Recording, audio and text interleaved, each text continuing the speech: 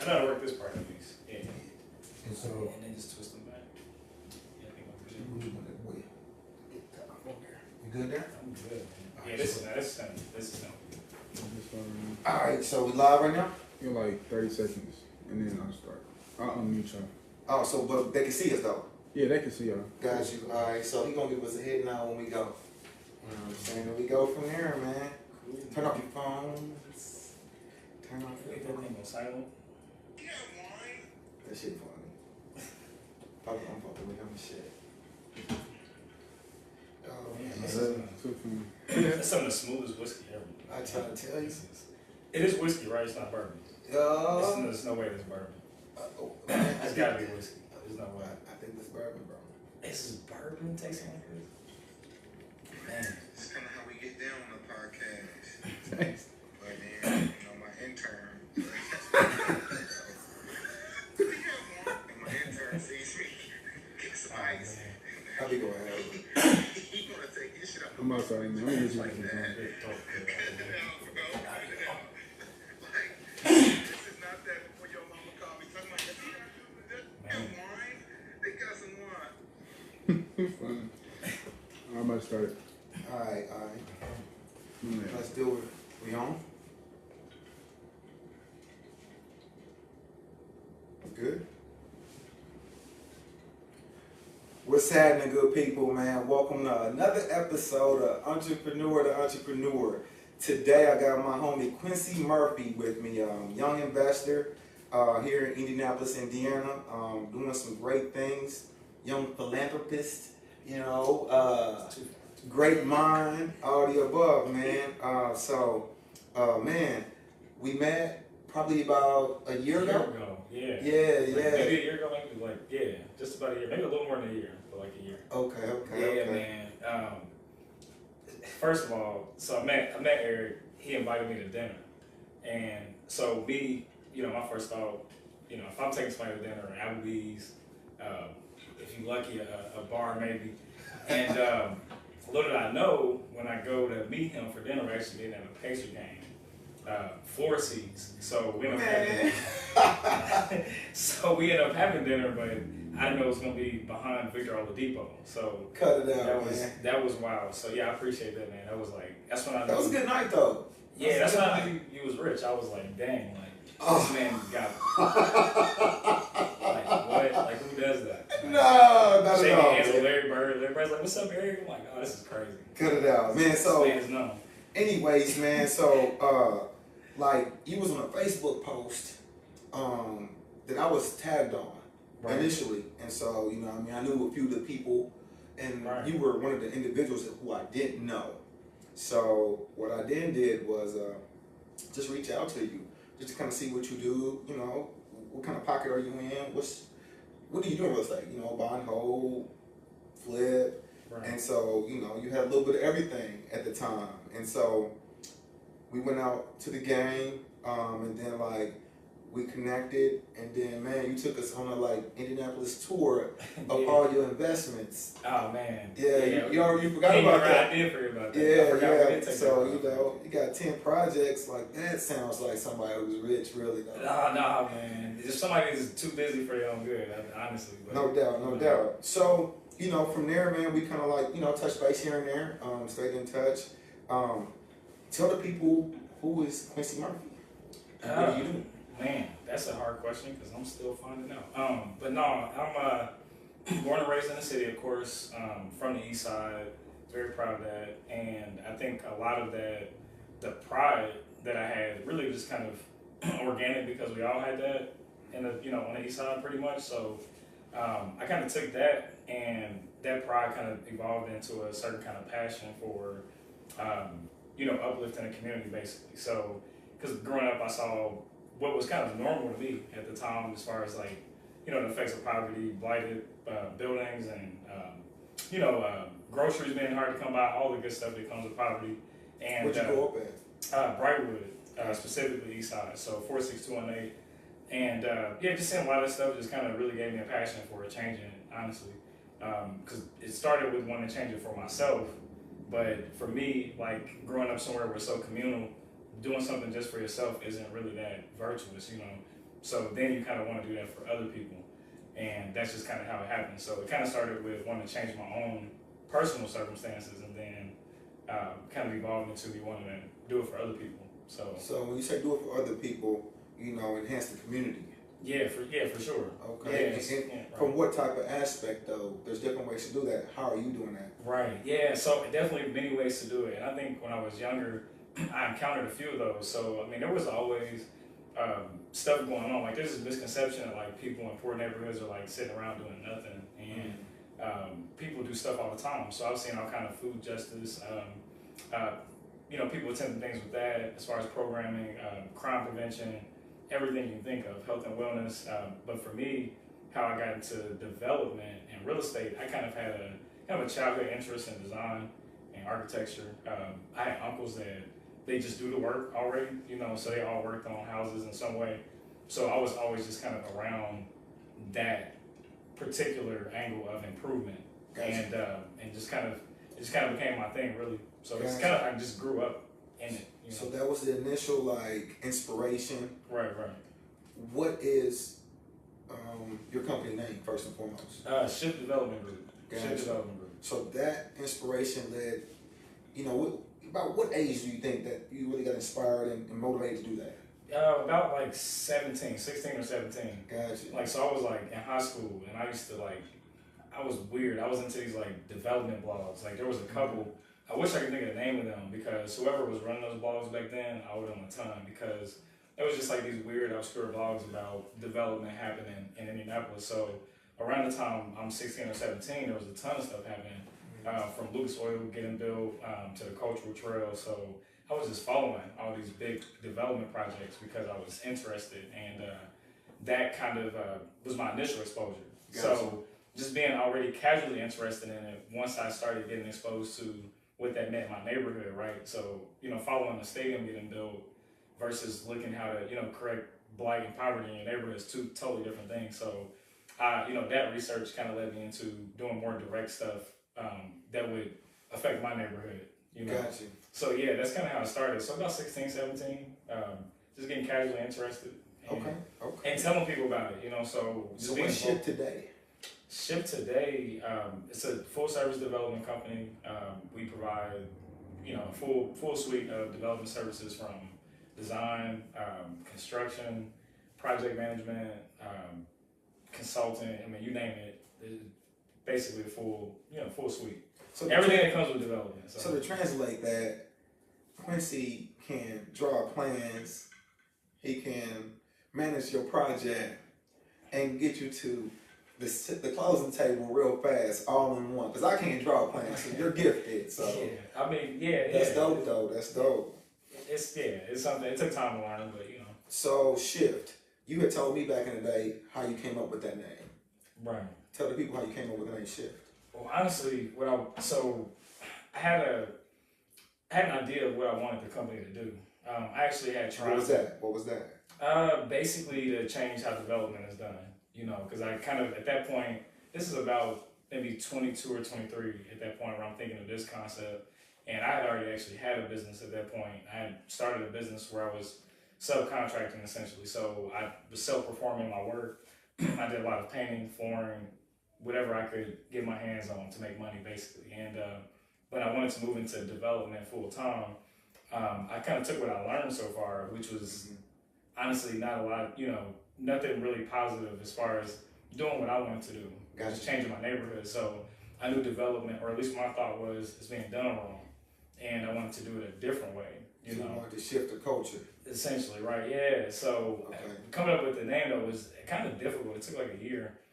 Me and a close friend of mine, one of my best friends, basically, we spent a year, almost 2 years, basically, just kind of going back and forth.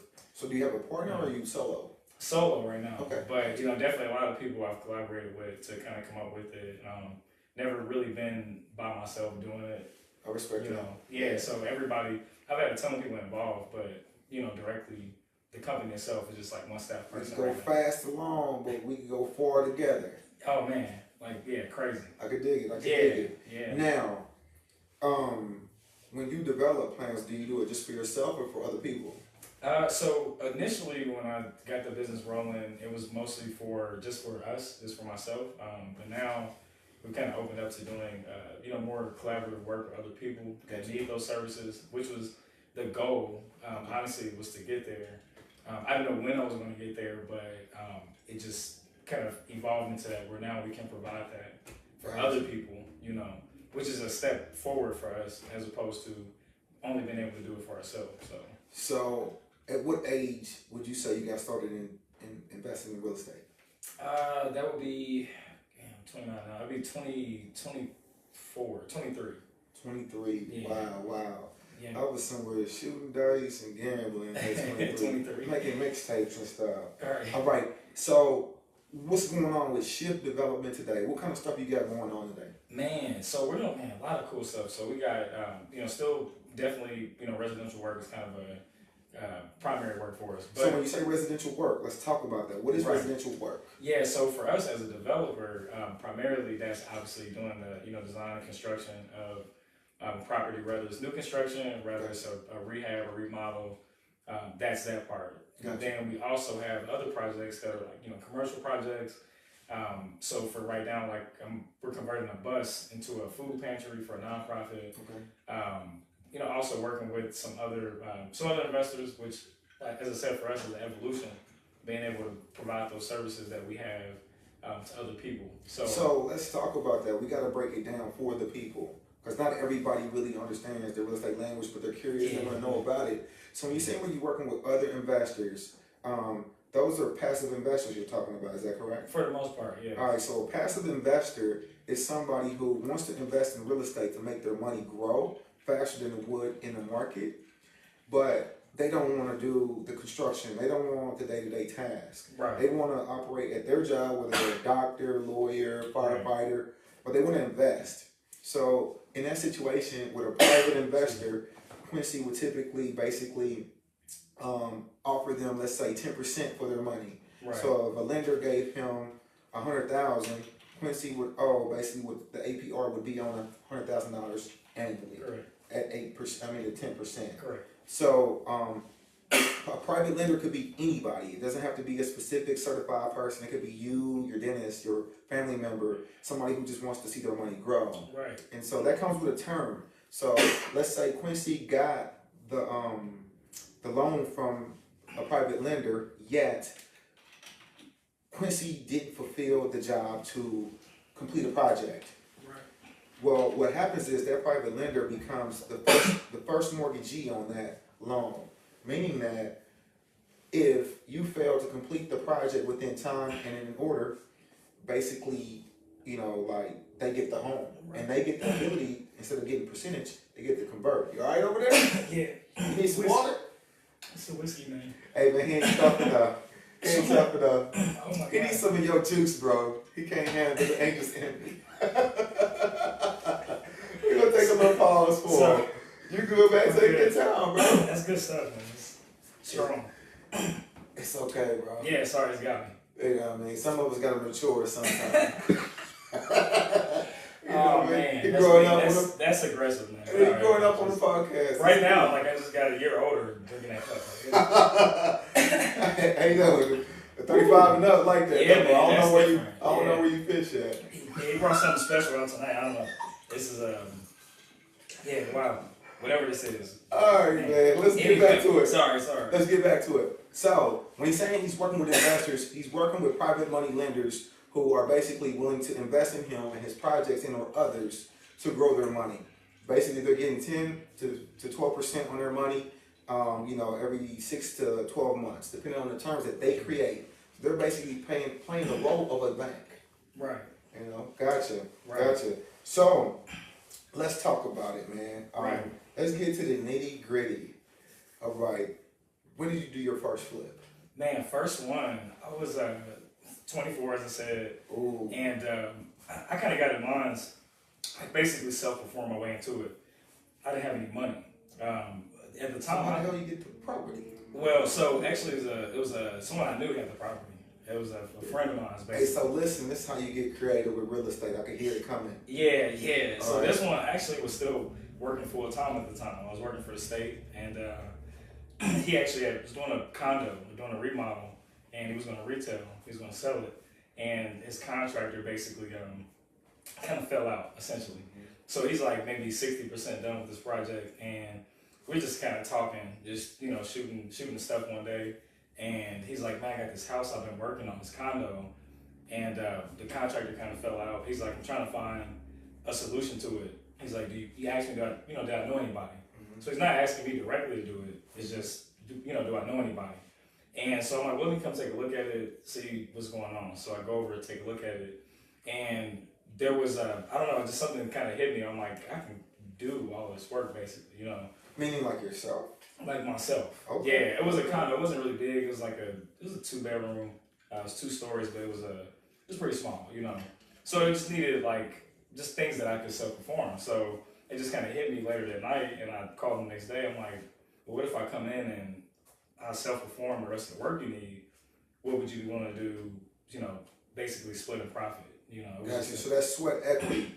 So right. For those that don't know, when somebody has the money, but you're willing to do the work, but yet you want a percentage, you basically say, hey, are you willing to give up any sweat equity? So that's what you did. Gotcha. Yeah, and so for me, it was actually the first time I got in on a project where I had any equity.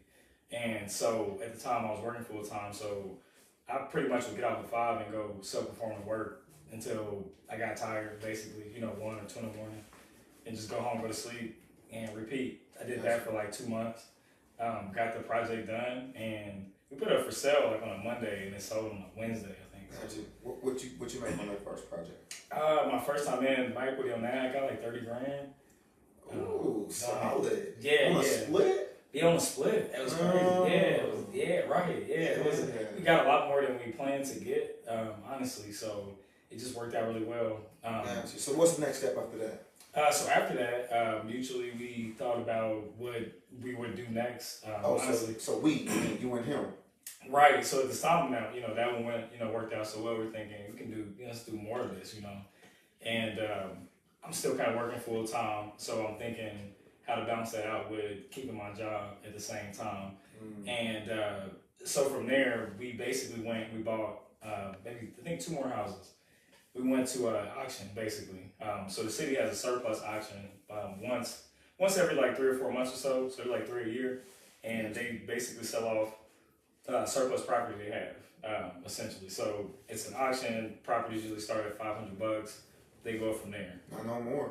Well, not yet. I'm just being honest. Yeah, it might be a little more now. I haven't been in a few years, so I don't, I don't know. That But should be 35,000. yeah, it's kind of crazy. For nothing. Well, I didn't the properties that we went out to buy initially. I think we bought one for 10 grand and one for maybe 7 grand. Them was the good days. You put 100 into it to rebuild it. And so right. Let's say it goes for 170. And it's still 70, doing well. Yeah, 70 solid fees. You're still at 60. Yeah, we learned a lot trying to do that, because even the auction that we went to, we planned to get some different property, but those properties when we got there were pulled from the list. Mm-hmm. But later you kind of learn that there's some insider stuff. Talk about the insider stuff. That's the game. Well, yeah, there's people. Knowing people gets you far. Gotcha. The key to real estate is relationships. Yeah. I was talking to Ziggy earlier, and I told him, man, you get out here, man, start doing your thing. Right. As he's 19. Right. But you get out here and start doing your thing, man. Don't eat the chicken, bro. Yeah. Don't eat the chicken. No, don't. Get eggs every day. Eat egg every day. No, true. Because a lot of people get greedy and they eat the chicken. Man. They eat good. They don't survive. That's a big one. Because that's definitely, I would say for me, a big lesson as I've watched other people kind of try to do what I'm doing at the same time, basically. Because usually along the way, I've met people who are also attempting to do something similar, right? So watching them and kind of, people's reaction to success and failure really tells you a lot about them. So kind of watching that, I learned a lot. Getting to see other people fail and succeed. Really, for me, the lack of opportunity, I didn't get to fail or succeed. Mm-hmm. So I just had to watch other people do That's that. a blessing. So it's kind of a blessing. Yeah, it's mentorship at its best. And seriously. So I got a lot of just free game from watching other people try to do something similar, basically. So I've seen people be greedy. I've seen people not be ambitious enough. So there's definitely a healthy balance. middle. Yeah, you gotta be hungry. But it's you can't cutthroat. be, You can't be passive though. You can't be passive, man. It's Gotcha. it's you gotta be really active. For me, I think when I got into the investment side, I definitely had an advantage given that I can self-perform. Because usually when I'm trying to give people advice and I tell people how I got into it, they kind of get stuck right there because they're like, well, I can't do the work. Mm-hmm. And for me, it's like, well, I'm kind of stuck there myself because I don't know another way to get into it really, you know. Mm-hmm. Other than using your savings or something that man, take that drink, bro. Anybody can tell you. No, not that drink, bro. Oh, this real? Yeah. I'm just saying. Angels envy, man. Angels envy. Classic, bro. You know what I mean? Cheers, man. Welcome. Yeah, so that's like for me, like trying to help people learn how to get into it. It's kind of tough because a lot of me getting into it was sweat equity and self-performance. So now, this is how you can help people get into it. I need to know like your biggest failure in real estate. Man, let's talk transparency. Man, biggest failures, man. First of all, I've had a ton. Let's talk about them. Man, but let's see. I can talk. We can do a whole separate podcast about failures. Yeah, but this is what that is. So let's give some, short story and, that could benefit. Right, something that people can learn from. Yeah, so I had, actually, you're kind of involved, actually. In one of I'll use a story where you're involved. Oh, wow. Okay. You actually kind of saved me from a mistake, really, so I'm going to just use that story. All right. So basically... I'm unaware, just know that. Yeah, you probably don't even know because I didn't really share that part with you. But basically, there was a time where I bought a house on a block, and very advantageous property, everything looked good, numbers-wise, and there was an opportunity that came up across the street to buy 2 more properties. Now I understand. Now you know where I'm at. So essentially at that time, the wise thing would have been to not buy any more property. We didn't have the capacity to really do that, but we did it anyway because we want to eat chicken that day, instead of eating egg. And hey man, I hope you listen to this shit, bro. Don't eat the chicken. Yeah, don't eat chicken, man. Eat eggs every day. Yeah, this is eating the chicken story. So anyway, we grab these properties, and a few months in. So let's describe this shit, man. Yeah. Yeah. You basically have an 2 doubles. investment property on the street. No. You have 2 doubles. Yes. Side by side. Side by side. And there's land in the middle. In the middle. So technically it's 2 properties, but they both have a really big side lot. Which usually and sold to me for about 10 to 15,000. Right. So basically, you took the big side lots from each of your each doubles property and made it into one lot. Right. And sold it to you as one lot. So now I have a lot over there on like 25th and Winthrop, but near college, 25th and College, which is right around, I would say, every bit of 40 wide by 100 feet deep. Yeah, right. So I could put a nice garage, put a nice 2-story. Fit for home there. Average comps over there are right around 300, 350. Right. With a good, well-built property. Right. So I could probably get that done for every bit of like 170. For sure. To 200, with the with some nice things in there. Right. And then be able to hopefully make 100 later. Just because on college is where the juice is at. Right. But I'm less than half a mile, therefore I can use the comparables to basically price my home at the same price. Right. But that's that story. I bought the land. You got the 2 doubles, and you got a house across the street. Sorry to interrupt. You may continue. No, yeah. So basically when we expanded from having the property we were working on to buying these 2 doubles, that overextension basically, it was 2 kind of effects you have with that, where it slows the project down when it originally started, but also it disallows us from being able to work on the new properties we bought also as a result.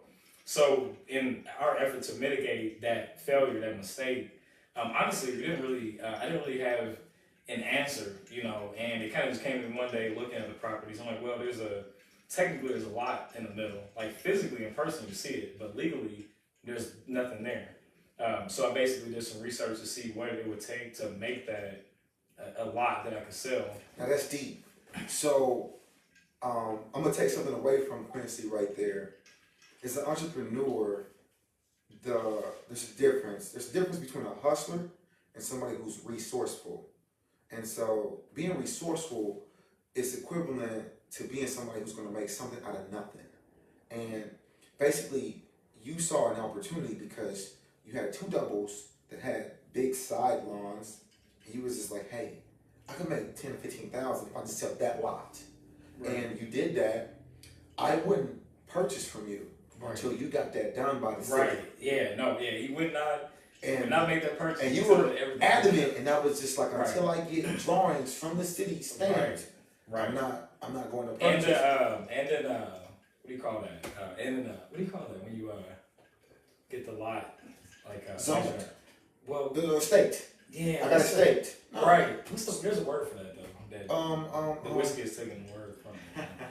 So I got a stake, so it was survey. Yeah, I got the land survey. Yeah. So when I have a land survey, that means that the survey team basically went to the city and they allocated that lot a number and basically gave us a drawing of what I was purchasing. Right. So you don't want to purchase land unless you know exactly on paper what you're purchasing. Man. And so you need a legal description, and that's what gave me the legal description to just now say, hey, that's part of my land. Right. And there is a conflict there that they may know. The garage of one of those properties comes into my land. Right. And so I also have to say in the purchase agreement, it was like, hey, this garage needs to be tore down within like 90 days or I have the right to just bulldoze it. Right. And so, like, that's a learning experience for the both of us. But the key thing I wanted to outline there is that you figured out a way. Being an entrepreneur, a lot of people think is hustling and your ambitious ways. Right. No, it's actually being resourceful. Yeah. I've never done a podcast until, this is our fourth one. Right. But we figuring it out. I got mentorship. I watch videos that teach me how to conduct and purchase that. I was being resourceful. You're being resourceful in your own way to create your own lane. That's how you open your own door. Yeah. I mean, I think for me too, it was kind of just stepping back into what I had to do to get started in the first place.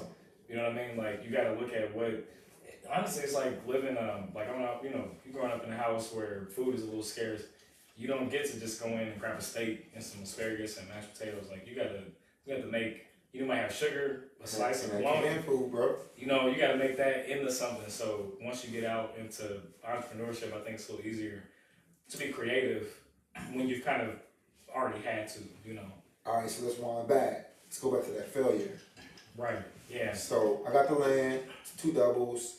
You got the house across the street. So you got 3 houses on one street. One block, yeah. And then, so what's the lesson there, man? What happened? So, I mean, the lesson definitely is, I think that analogy you gave about eating eggs and not chicken is definitely a perfect way to put it. But I think to make it even easier to understand, when just, it's really, one, I mean, there's a few lessons. Don't overextend yourself. Don't feel you have to move too quickly to grow. Growth is relative. So slow is not. Slow is smooth. Smooth is fast. Smooth is, man, come on. So, yeah, and like I said, growth is relative. Like, everybody, it's like me. I'm 5'8". I've got all my friends are like 6'5". So we were growing up. Everybody what the fuck grew. that mean, bro? No, I'm just saying. 5'7". No, check it out. Everybody grew at a different pace. Like, we going through, growing up together. I might only grow, 3 or 4 inches in 5 years. I got friends that grew a foot in that same time. But it didn't really change anything. I'm still better than all them at hooping, whatever. So yeah, just growth is relative, man. You don't have to keep your pace with anybody else or have your numbers match with with anybody else. Now that you're talking about growth, though, I called you. Was like, yo, man, hop on this joint with me. Right. So you was like, man, I'm in. Yeah. And then I caught up with you like a couple of days later here recently, and you told me you got an assistant. Oh yeah, man. That's big, because you like to do it all. You like control. All right, so like, how do you feel about having an assistant? Let's walk through that. I will say. Tell us about your emotions. It was definitely an emotional journey for me to get to that point. A little bit financial, like being able to afford it, but you can afford it. So yeah, it's a little less of that and a little more like it was emotional. It's personal. Wow. Well, the journey to like building a business has been really personal, so and emotional. So bringing somebody in to kind of be directly a part of that is like something you gotta mull over. I would say. So how did it feel on your first day? Man, like a weight lifted, you know. You know, to have somebody that's, you know, as equally excited about being a part of problem solving as you are is a big thing, because that's my biggest That's what thing. we do every day that people don't understand. Yeah, So I deal with bullshit all day. Right. Because my team can handle everything. Right. But if they can't handle it, that means it comes to me. That means it's some bullshit. Yeah, you make your money with problem solve. All day. Yeah. Like they need to know that. And so let's talk about the assistant now. Right. Is this her first week? First week. So you're like day 2. Like literally day 2. Okay. You know what I'm saying? How's day 2? Man, already going well. You know, Sherry knows what to take off on. For one, okay. I think, and that's kind of relative too, man. Everybody, when you're hiring people, I think when you start staffing people, that's a big part of entrepreneurship. People don't really talk about. Like, it's so like kind of self-centered on the person that's starting a business. We don't really talk about that part of the journey. That's the team, the staffing, you know. And so staffing, I think it's something I have zero experience with. All right, so can I give you a little bit? I'm sorry? Can I give you a little bit? Hey, I'll tell you, I need everything. All right, so every business I start, right, I start with an assistant. This is why. When I started her hair company, the first like 3 months, I was doing it by myself. Right. And it was just like, I just knew how much money and profit there was in hair extensions. And I understood how the internet worked. Right. I got the site developed for $500. I made $250,000 in 6 months. But I got an assistant 3 months in because she knew hair. And she was a hairstylist. So I could teach you admin, but I can't teach you hair. Right. So in reality, she was teaching me hair as I was teaching her admin. Wow. You see what I'm saying? So that's like in that Jay-Z book. Everybody I hired is technically mentoring me. Right. And then now I got their knowledge. That's huge. And I could that's huge. Leverage. So yeah. The next thing about having a great assistant from the beginning is that there's a huge learning curve. There's this part about starting a business that's exciting. You file your LLC. Yeah. That's not exciting. Everybody could pay $90 to become a CEO. Right. Then there's the creation of it. So now you see your baby, you're forming it. Yeah. You got your product, you got your website, and then now it's time to launch.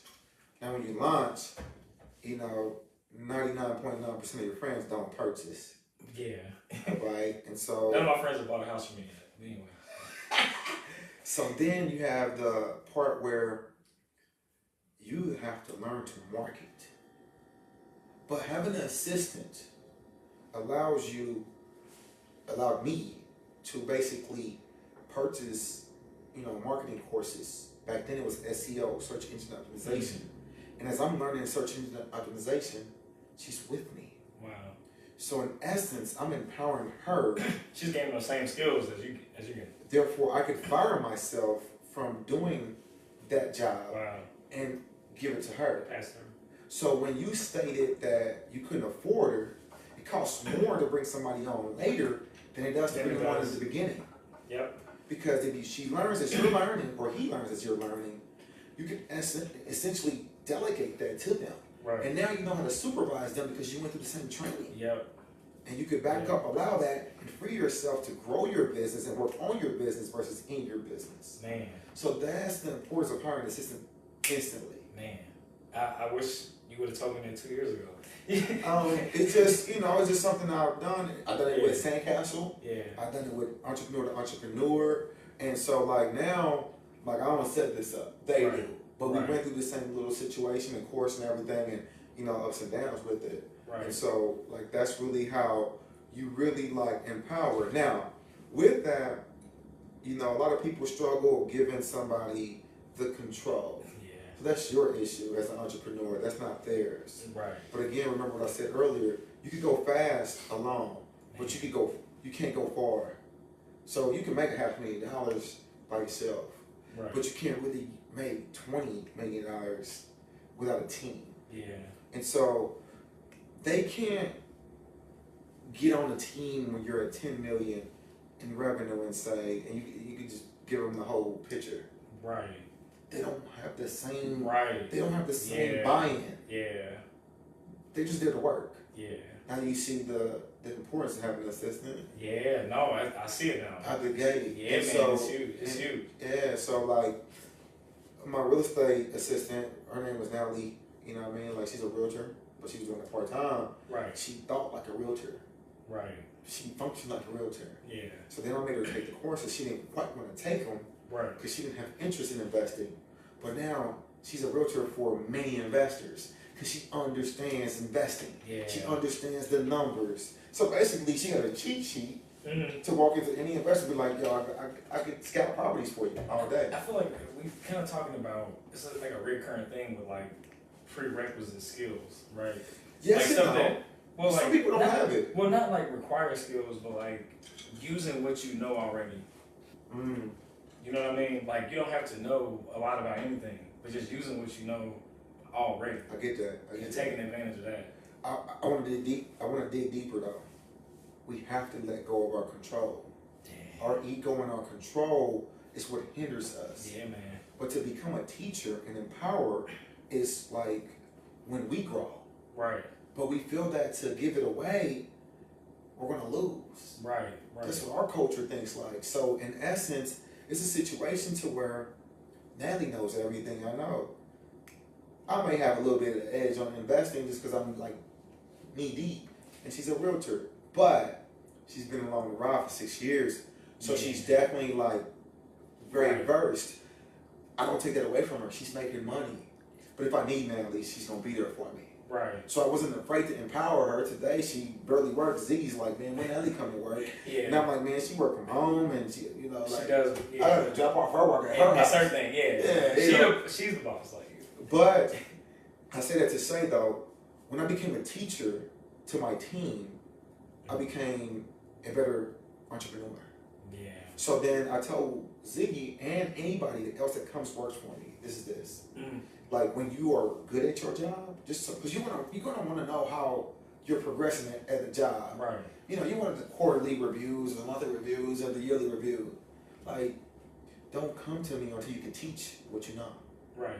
Because when you can teach what you know, now you can do what I do. I could then take a different level and go do some other stuff, and you can empower the next person. Yeah. And so that's a chain reaction. If you commission them, now they become entre employees. Man.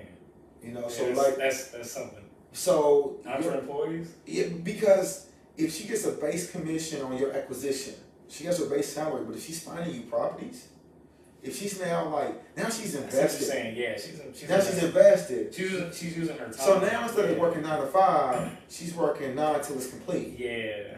It's a different situation. We don't sleep as entrepreneurs Right. because we gotta finish the shit. Somebody who works 9 to 5 works their shift, get their stuff done, and the next day they'll continue whatever they didn't finish. Yeah. But if you mold somebody to become an employee, it's almost that they have a vested interest in getting to that goal Yeah. because they benefit off the goal. Right. So now you're profit sharing. Now they understand what you know.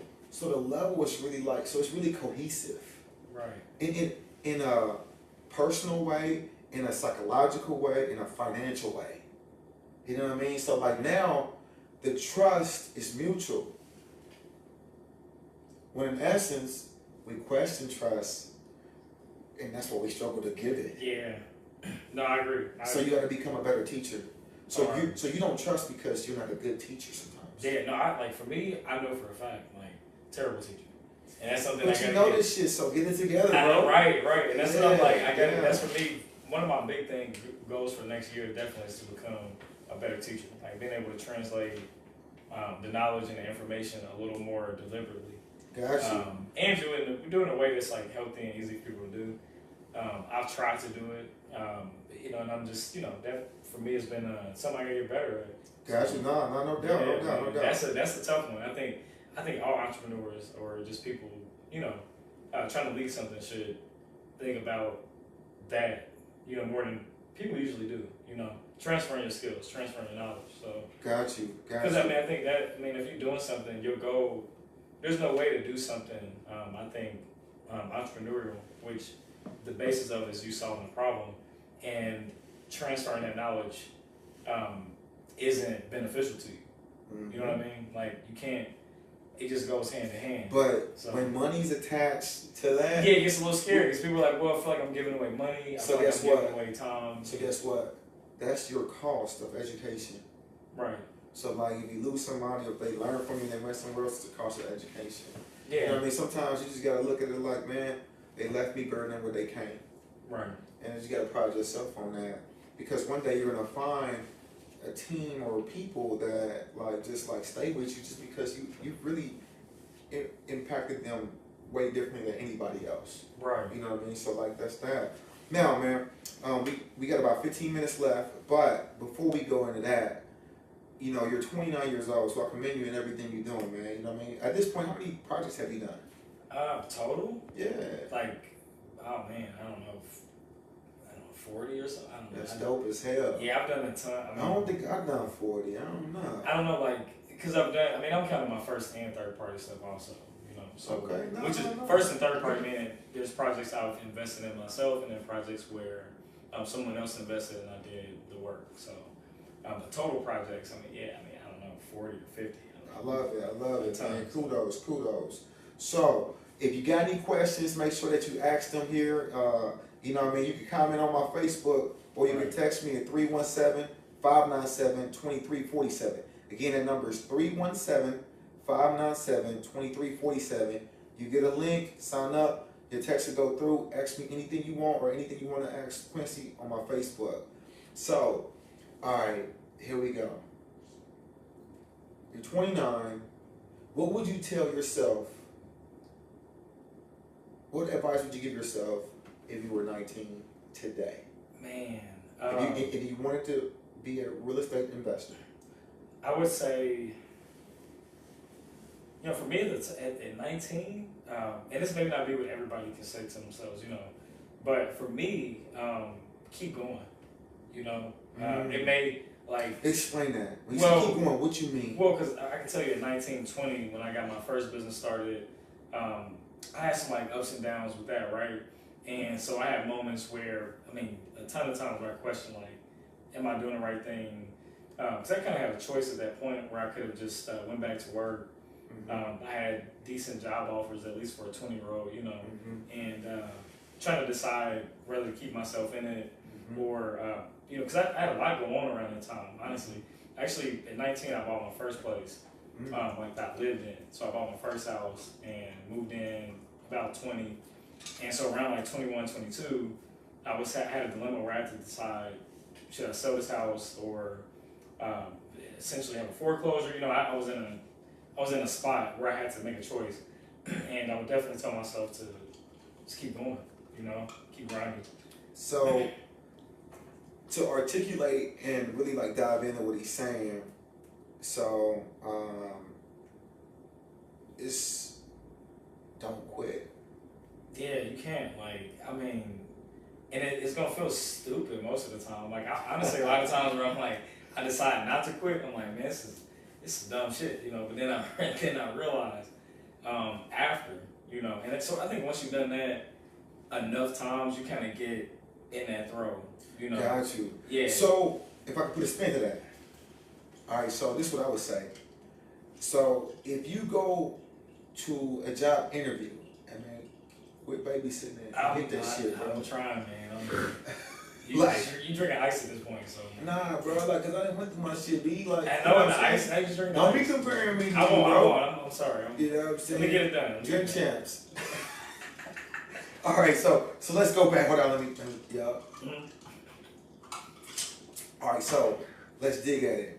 Hey Ziggy, man, you're not really active on the camera, bro. I'm watching you on here like, man, come on, man. Anyways, so I'm teasing. So, all right. So now, when we refer to the don't quit, Right.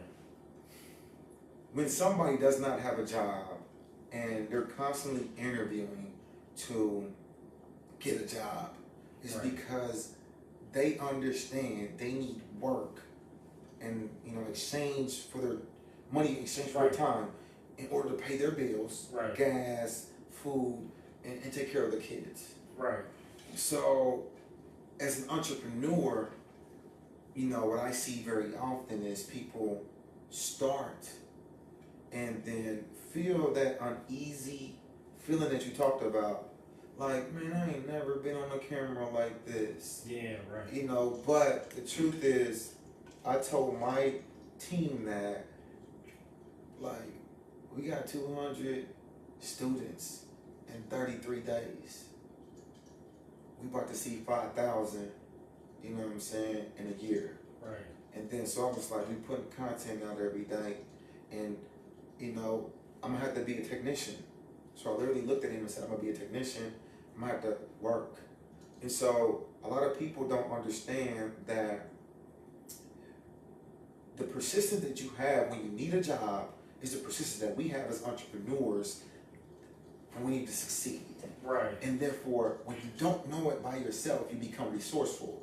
So then you find a mentor, you find a course that teaches you the how. Mm-hmm.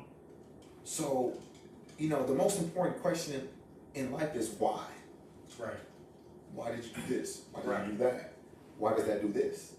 Why does that make that go? Right. But the truth is, as a young entrepreneur, we need to ask how. And Google how.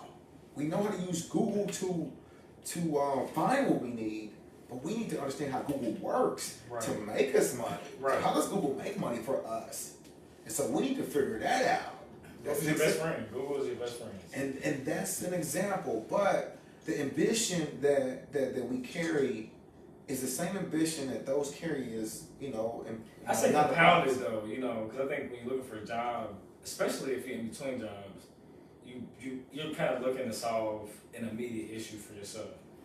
Entrepreneurship, you're kind of looking out immediate to solve. issues happen every day though to me. I know, no, true enough. But I'm Right. I'm just drawing the difference between like looking for a job is kind of what you're looking to do. Entrepreneurship is kind of like I'm trying to not address this problem ever again, in a sense. So you know what I mean? Like I think some, like but it's a 9 to 5er, and it's okay to disagree. But it's a 9 to 5er. Do you want a career that you don't ever want to leave? Right. Yeah. So it's No, so true. give and take. There's True some enough. there. No, true. All right. So True enough. let's talk about entrepreneurship, and we get into some questions. Right. And there's layers to entrepreneurship that people don't really understand. And so there is the technician, as I just spoke. A technician, just to kind of give you an example of myself, I DJ for 20 years. Right. And so when I DJ, I had to work to get paid. Right.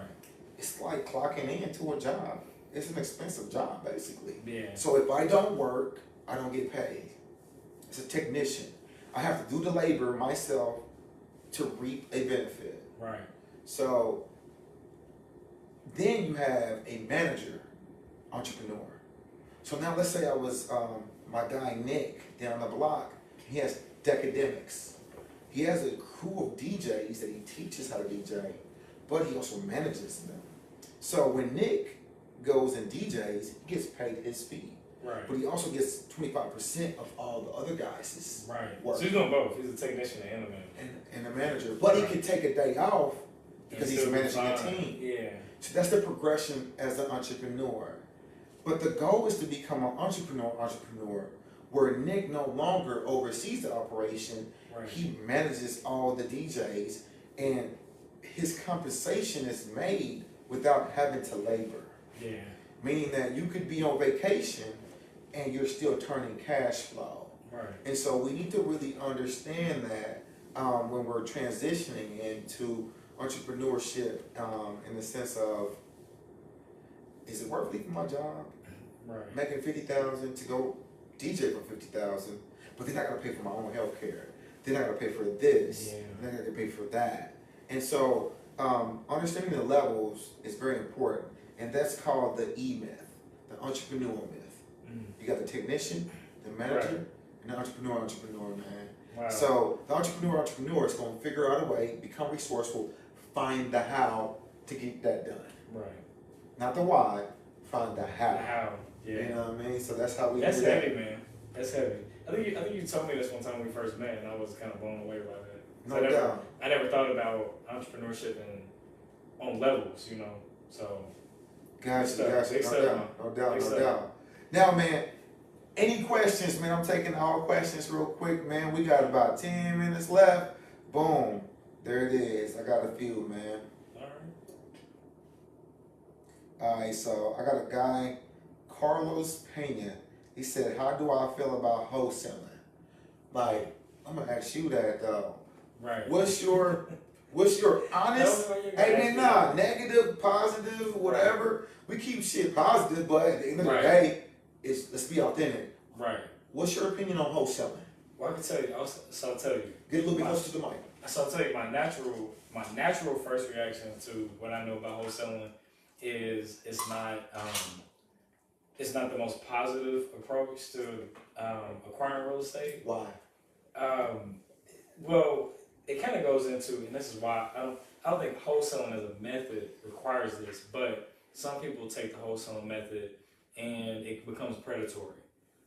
Predatory. Ooh. Yeah. So there's people that will target, older or elderly people, or poor and distressed areas where people are more likely to sell their home as is, and more likely to do that at a number that they can make a good profit at. Okay. So philosophically, it's kind of hard to reconcile it and make it good. You know what I mean? But at the same time. Also, we look at realty and, charging, 3%, 6% total to sell someone's house. Sometimes that's a little exuberant. If I'm selling a house for $300,000, I've got to pay somebody $18,000. $18,000 just to sell your crib? Just to sell it, People don't get that. So yeah, I think real estate is just one of those things. There's predators in every So I teach wholesaling though. Yeah, so let me give you the other side. Right. And I'm gonna explain people a little bit about you. Not judgmental. Yes. It is what it is. But like I don't fear conflict. And so it's not conflict because you're my guy. Yeah, it's just different sides, you know what I'm saying? And real is real. And there's I got the other side of the coin of what you said. So you use that elaborate, like very he used big words, bro. You hear what I'm saying? So like, let me break it down. Right. What you saying is, hey man, people are taking advantage of, people in the hood who are not doing this well, and purchasing their properties to gain really big on their illiteracy and or their lack of access, right. Lack of resources. Correct. Right. All right. Now, so this will be my question, and I want you to reply when I'm done. All right. Is it my fault that somebody is not knowledgeable? And then, I have to, as a individual, as a parent to two girls, as a son to my mother, as a leader to my team, I have to solve problems. I have to provide. Therefore, if the American dream, the most profitable people solve problems. Therefore, if somebody's in distress with their home and they're going to lose it, right. And I offer them a coin, although the coin benefits me in the long run because I'm going to make about 30 to 40, 50 grand on it. Right. Why am I wrong when I'm getting them out the hole? Right. And most of these people aren't in our tough neighborhoods where our grandparents grew up at, where the taxes are now out the roof. Right. So I understand the empathy that you have. Right. But if I don't do it, somebody else is going to do it. Right. So tell me what you think about what I said. Well, it's funny. I think let's start this way. Today being Tuesday, being election day, get a really perfect example of what I would think about it, right? So voting, for example, there's philosophically, if you think about the way that most people vote, right, is people usually vote for an interest that involves them, right? Mm-hmm. So say, for example, you don't like fences in yards, right? Mm-hmm. You don't. As an individual, fences in yards. I got dogs, bro. Yeah. But I get what you mean. Yeah. No, if I didn't have no dogs, let's say you didn't like fences, right. And but let's say the greater good of the community is to have fences, but you don't like fences. When you go to cast your vote, there's two candidates running. one is saying, look, no fences if I win. The other guy's saying, well, fences because the community needs fences. Mm-hmm. You're most likely, as an American voter, you're most likely to vote for the guy who's going to give you the fences. Mm-hmm. Or the guy's going to say no fences. Yeah, no, I get it. I get you. Right? Then to vote for the guy that's saying, look, we need fences because it's a community good. Mm-hmm. Right? So that's a fundamental issue with voting. Right now. For most. But let me tell you about me. I'm a black Republican. So you're going to... I've changed over time. You know, I'm a Democrat, but man, as I've grown... I feel that. So I'm not everybody. But I'm going to be honest with you, though. But there's no way I would vote in that man's character. No, I get it. So the character... So regardless of my belief or my benefits financially, right. I can't vote for that character. Right. Do you get where I'm going at with you? No, I get it, and that's exactly where I'm going to. Okay, right? cool. So what I'm saying is, and the reason I'm using voting as an analogy, and people's choice between, because you got two things when you vote. You can vote for your self-interest, or you can vote for the greater good. Right. And so right now, I mean, not even just necessarily right now, always, for the most part in this country, that vote for most people, and a strong majority, is to vote for their self-interest. 100%. Right? So in that case, that is how the country has flowed for a long time. For some people, that has meant very good things for them, right? They benefited, their family has benefited, their business has grown, whatever, But for certain people, let's say particularly in this case, let's say for black people in America, that has not worked out. It's not been the case. So if people continue to vote for the self-interest, then you can say that it's virtually impossible that black people would ever see freedom or equity in America. So if there was a point in which people voted for a greater interest, it actually would probably happen pretty quickly. I mean, if you look at coronavirus and how quickly we reacted to certain economic pressure that everybody was facing. That was a little delayed. That was a little delayed. Yeah. But let's just generally say that we react like I've never seen that many billions of dollars issued out that fast. I agree. From the government in my lifetime, We young, so yeah. You get what I'm saying? So I'm saying in a basic sense, going back to wholesaling, I think what you find in that environment for, a lot of times, not every time, is people acting on their individual interest. If people took that moment to act on community interest, you'd have a guy wouldn't look at that lady who was about to lose her house in Brightwood and say, damn, like I can buy that house and make money. He'd say, damn, why is this lady losing her house? Mm-hmm. Right? And what can I do to keep her from losing her house? Mm-hmm. Not for me to buy her house and go make some money from it because she's in a particular circumstance. So that's the difference, right? So it's not neither person is really right or wrong. No, this is good. Like acting on your own self-interest is technically there's nothing wrong with that. No, I get it. You know what I mean? Yeah. So if you're voting because you don't want fences and the guy's saying no fences, then you're not wrong. No. But there's also the philosophy that everybody outside of you needs a fence, and you're voting against it, and I think people need to be aware of that too. So if you're doing it, it's not about it being, evil or good necessarily, but knowing what you're doing. Gotcha. You're choosing, in a sense, not to think about the greater interest, necessarily, but not. Nobody should feel bad about that. It's just the reality that is inescapable. But the American dream is to solve American problems. I know. I know. It's tough. All right, let's go to the next question. The next question was for you. Somebody asked, have you, as you're working with clients, designing projects or working for them, have you ever declined somebody and why? Yes, why? I have.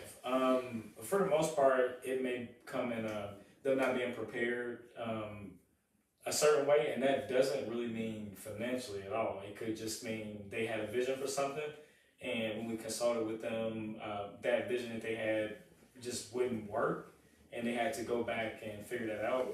So I guess I would consider that denial. It's just more of a, hey, think this through, more of an alignment. Yeah. So I wouldn't say I really deny anybody in that case. So much as timing. Give them, true, and just giving them instruction on what to do to either prep for me to do the work or prep for someone else to do the work. Gotcha. So, yeah. So we don't turn anybody down. So, you know, all in all, like, what do you see in shift development in the next, like, 2 years? Because 2 years is now 5. I know. So, right? so what do you see, as we got to close down, Yeah. where do you see shift development and, you know, in your company going? What should we expect? What should we see, you know, from you? Yeah, I mean, primarily, definitely fulfilling a little more what the original goal was for me personally. What's your original goal? Development in my neighborhood. Which is? Briarwood. So, there it is. So seeing a lot more development in Briarwood for sure in the next 2 years. Like, I don't know how much we can get done, but, you know, we're working on some stuff right now. What you working on, man? Like, that old I side can't speak talk. on a lot. Man, hey, man. It's kind of tough because some things, like, you're in the middle of speculating. Gotcha. Where you kind of know you might be involved. Like, Okay. There's You don't want to jump the gun. Yeah, I don't want to jinx it either, but you know, working with like people that have been my neighbors my whole life, to small business owners in the neighborhood, like some of the restaurant owners, working with them to try to stabilize them because everybody has economic issues of some sort, either being able to keep the restaurant staffed or the location they're in being poorly managed. So, like for example, right now there's one restaurant owner in the neighborhood who's having an issue with the space she's renting. The person won't make repairs, so like her roof is leaking, and sometimes they can't cook in certain sections of the kitchen because it's leaking into the kitchen. As she's not only trying to be an entrepreneur and provide for her family, but also serve in the neighborhood because she's one of the very few restaurants that we do have. Right, so working on things like getting those repairs done, holding that person accountable, also you know, assisting people with just general mobility and solving some of those things, those problems they have. So for me, the next 2 years, honestly, I'm hoping to do a lot of work in my neighborhood. Other growth for me is kind of secondary. What's the secondary part? Secondary growth would be, you know, doing this work outside of Indianapolis. So like I've, you know, last few years, I've been building connections outside of the city, like, you know, Fort Wayne, Gary, Chicago, LA, doing work out there. So, like, doing work in LA would be a dream for me in the next 2 years. Shit, you got big money when you fucking around out there. It's crazy, man. It's crazy out there. Yeah, I go out there frequently. Like, it's crazy. It's a different world. But it's very similar to Indianapolis. Like, it's... Real estate to real estate, though. Real estate is real estate. LA is really not that different than Indianapolis. Like, the shore is... So when you develop on the shore, you gotta get scientists to like dig deep into the ground. There's a lot for stability in the mountains and shit. Oh yeah, like the actual development is completely different. Yeah. So that's why I was at. Yeah, it is completely different. But like the philosophy and the legal legal side, the political side, it's all the same. All right, cool. So to wrap up, man, where can the people follow you? Where can they catch you at? Like, you know, I mean, your Instagram, Facebook. Yeah. So I mean, Facebook, Quincy Murphy on Facebook. There's not a ton of Quincy Murphy's in Indianapolis, so you find me that way. Shift Development Group, we have a business page that we will be using more coming forward. And Instagram, you can find me there, Quincy D. Murphy, but most of... You speak fast. That's Quincy D. Murphy. Quincy D. Murphy, sorry. Everybody from the East Side, we talk fast. But yeah, Quincy D. Murphy on Instagram, Quincy Murphy on Facebook. Yeah. Most of my work is that, so yeah. That's cool, man. Hey, so last but not least, thank you for coming through, man. Thank you for shedding some light. You know what I mean? Like, congratulations. For this, you know what I mean? Your third job is your first babysitter. So, you know what I mean? Like, kill that, man. Take that back. Wow. So, but no, seriously, thank you for coming through, man. I appreciate some of the information and the perspective that you shared. It's definitely radical.